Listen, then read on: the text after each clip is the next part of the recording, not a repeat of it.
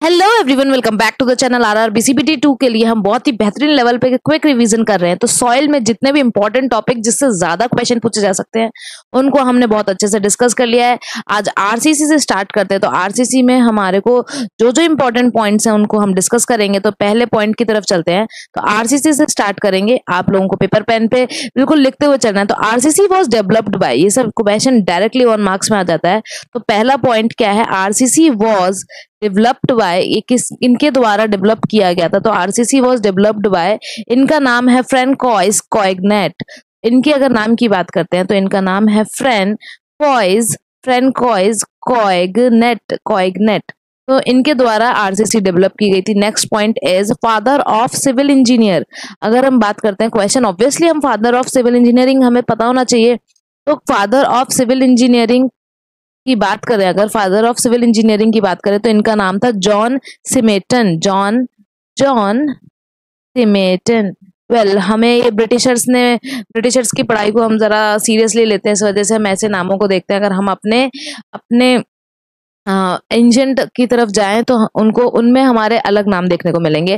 Founder of Portland cement की अगर हम बात करते हैं, जो पोर्टलैंड सीमेंट थे, ऐसे क्वेश्चन भी आ जाते हैं। फाउंडर ऑफ पोर्टलैंड सीमेंट के फाउंडर थे। तो बहुत ही कॉमन है, एग्जाम में बहुत बार आया है। फाउंडर ऑफ पोर्टलैंड सीमेंट की बात की जाए तो उनका नाम है जोसेफ एस्फिडीन।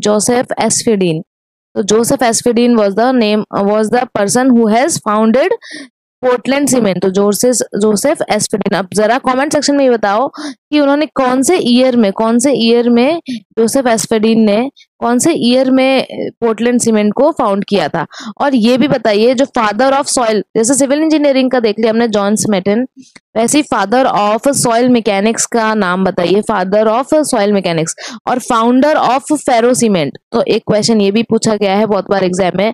फेरो सीमेंट, जिसमें हम स्मॉल जो आयरन बार्स हैं उसको, जो बार्स हैं उसको सीमेंट में यूज करते हैं। तो फेरो सीमेंट की बात करें तो फाउंडर ऑफ फेरो सीमेंट जो कि जोसेफ मोइनियर, इनका नाम है जोसेफ मोनियर। तो ये सारे नाम याद होने चाहिए। और फादर ऑफ सिविल इंजीनियरिंग हम डिस्कस कर चुके हैं। फादर ऑफ सॉइल मैकेनिक्स जरा आप लोग कमेंट सेक्शन में बताइए। नेक्स्ट पॉइंट की तरफ चलते हैं। नेक्स्ट पॉइंट हमारा आरसीसी से जो तो मॉड्यूलस ऑफ इलास्टिसिटी से स्टार्ट करते हैं। मॉड्यूलस ऑफ इलास्टिसिटी में हमारे पास 3 टाइप के मॉड्यूलस इलास्टिसिटी देखने को मिलेंगे। तो मॉड्यूलस ऑफ इलास्टिसिटी को जरा समझते हैं। मॉड्यूलस ऑफ इलास्टिसिटी की बात करें तो इंपॉर्टेंट टॉपिक है। मॉड्यूलस ऑफ इलास्टिसिटी भी हमारे को 3 टाइप की मॉड्यूलस ऑफ इलास्टिसिटी देखने को मिलती है। पहला है, अगर इसको देखें हम इसमें समझे, तो पहला हमारा जिसको बोलते हैं हम इनिशियल टेंजेंट डायनेमिक मॉड्यूलस या फिर शॉर्ट टर्म मॉड्यूलस इलास्टिसिटी। तो या तो बोला जाएगा इनिशियल राइटिंग कितनी वाहियात आती है कभी कभी। इनिशियल टेंजेंट या फिर हम इसको बोलते हैं, नाम बहुत इंपॉर्टेंट है, डायनेमिक मॉड्यूलस। इसको बोला जाता है डायनेमिक मॉड्यूलस, या फिर बोला जाता है शॉर्ट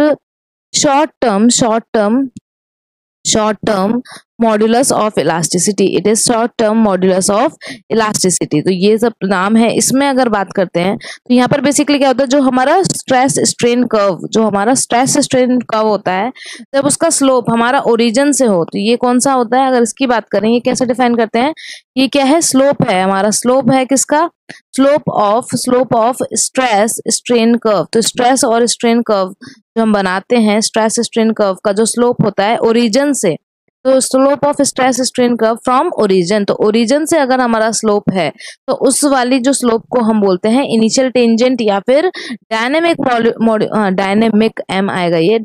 मॉड्यूलस या फिर short term of modulus of elasticity. वहीं पे हमारे पास एक और टर्म होता है, जो कि अगर हम बात करें किसी भी पॉइंट पर, अगर किसी भी एनी पॉइंट पर हम ले लें, जो पूरा स्ट्रेस स्ट्रेन कर्व है वहां पर किसी भी पॉइंट पर अगर हम टेंजेंट का स्लोप लेते हैं तो उसको बोलते हैं हम टेंजेंट मॉड्यूलस। तो दूसरा हमारा नाम है जिसको हम बोलते हैं टेंजेंट मॉड्यूलस। तो इसमें और उसमें क्या डिफरेंस है, पहला वाला हमने क्या किया, हमने ओरिजिन पे लिया था।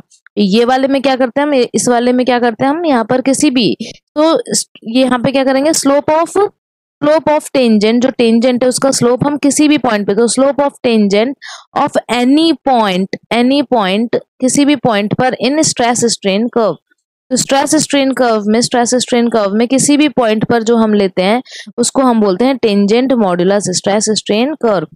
तो ये हमारा टेंजेंट मॉडुलस से दिखाते हैं। इसको अब क्या है, किसी भी पॉइंट पे ले रहे हैं तो इसको हम इंस्टेंटेनियस इलास्टिसिटी भी कहते हैं, very important. So it is also known as instantaneous modulus of elasticity, instantaneous modulus of elasticity इसको बोलते हैं, instantaneous modulus of elasticity. Next अगर हम देखें, नेक्स्ट की बात करते हैं, नेक्स्ट हमारा कौन सा इलास्टिसिटी है, तो इसको बोलते हैं हम सीकेंट, इसको बोला जाता है secant modulus. Next one is secant modulus, इसको दूसरे कलर से करते दिखेगा भी नहीं।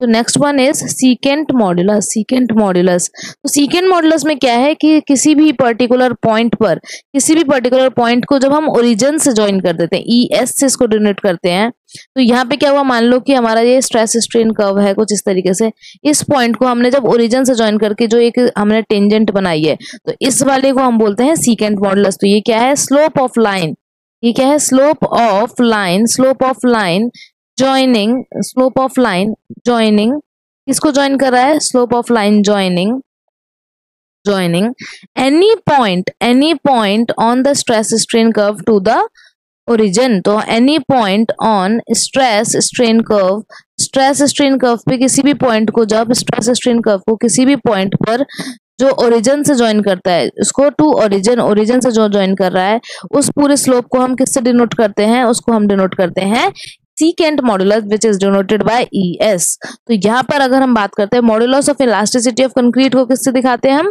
जो सीकेंट मॉडुलस है उसको हम modulus of elasticity of concrete भी कहा जाता है, very important. So next important point is modulus of elasticity of concrete which is denoted bye ES is also called secant modulus. यहाँ पर अगर हम बात करते हैं तो हमने 3 तरीके के मॉडुलस ऑफ इलास्टिसिटी देखे।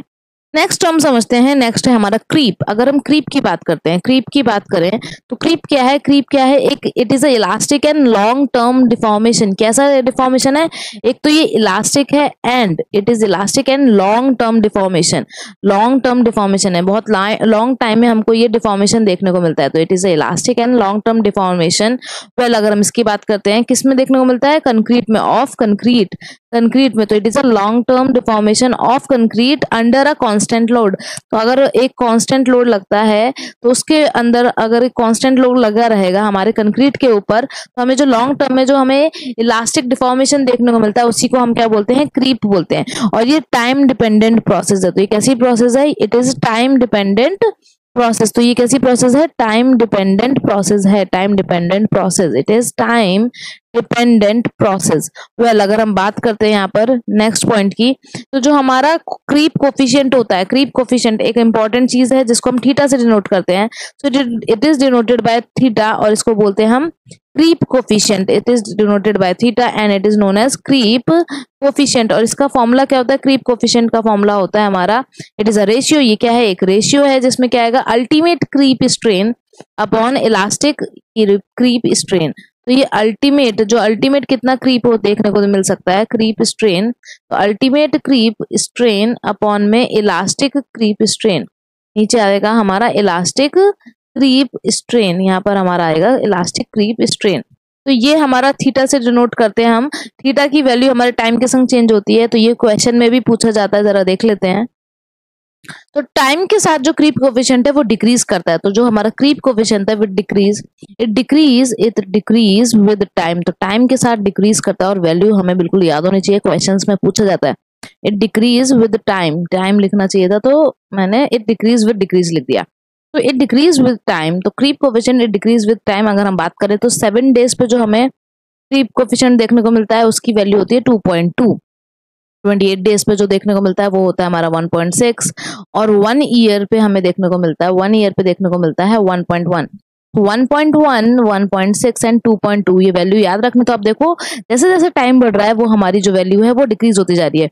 अब हमें एक बात पता होनी चाहिए, जो मॉड्यूलस ऑफ कंक्रीट होता है उसका फॉर्मूला होता है, हमारा मॉड्यूलस ऑफ कंक्रीट का फॉर्मूला होता है 5000 अंडर रूट में FCK, 5000 अंडर रूट में हमारा होता है FCK। और यहीं से अगर हम long term modulus of elasticity निकालें, वेरी इंपॉर्टेंट टर्म, तो अगर हम यहाँ से निकालते हैं लॉन्ग, ये दिख नहीं रहा है यहाँ पर, तो अगर हम कोई और कलर लेते हैं, हाँ, तो लॉन्ग टर्म ऑफ इलास्टिसिटी निकाले, long term of modulus of elasticity की बात करें, long term of modulus of elasticity, elasticity की बात करते हैं, तो ये हो जाएगा मुझे, अगर मैंने इसमें क्रीप कोफिशिएंट से डिवाइड कर दिया। जैसे कि long term of modulus of elasticity की बात करेंगे तो ये हो जाएगा हमारा ई एल से शो करेंगे और ये हो जाएगा ई सी अपॉन में 1 प्लस थीटा, ई सी अपॉन में 1 प्लस थीटा। तो हमें ई सी की वैल्यू पता है 5000 है, अंडर रूट एफ सी के थीटा हम निकाल लेंगे कि किस डे पे पूछा जा रहा है, तो हम आराम से उसको निकाल सकते हैं। तो ये कुछ इंपॉर्टेंट चीजें थी जो हमने डिस्कस की है।